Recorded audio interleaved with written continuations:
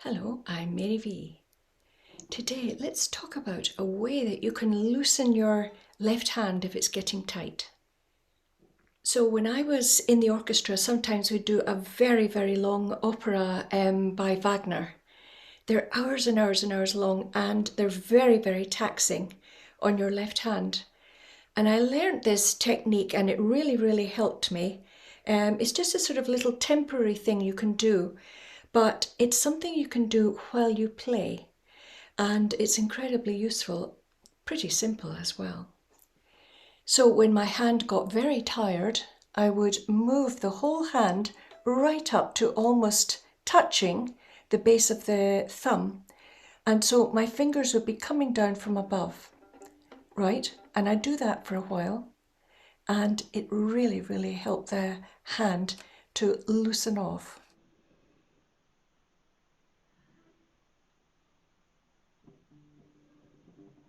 And if you can learn to do this, say, with just using a D major scale at first, and see how you get on with a very high hand, like that, right?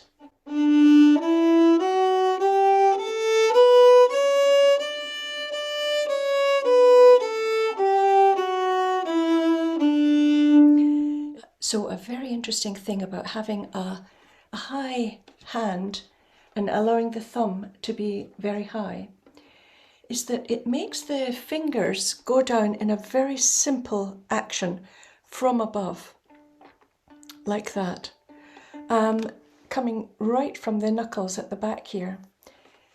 And it's very advantageous to play like that if you're able to do it, if your hands are big enough.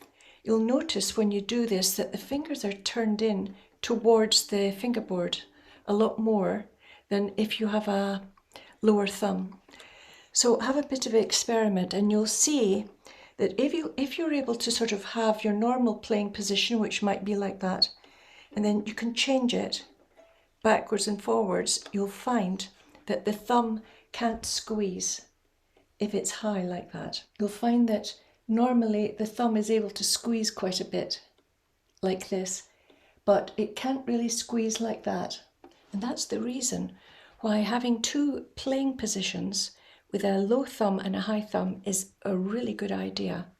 It just takes a little bit of practice to be able to do it.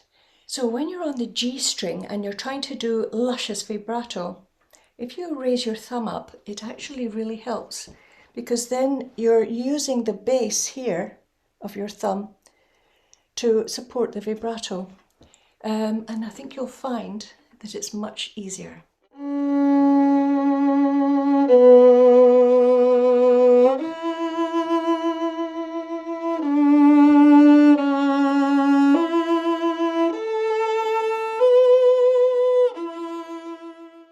So it's an interesting thing to be able to have more than one hand position and having this high finger position where the fingers come down from above onto the string. You might discover some really good things that you didn't know before if you try it. And you'll see that people like Hilary Hahn, James Ennis, Augustin Hadlich, they've all got quite a high hand like that, especially if you look at Hilary Hahn.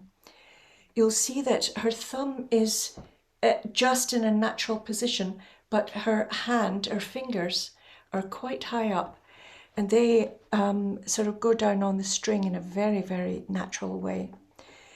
So try it and see if it helps you when your hand is getting tired. And I'll leave it there. Bye.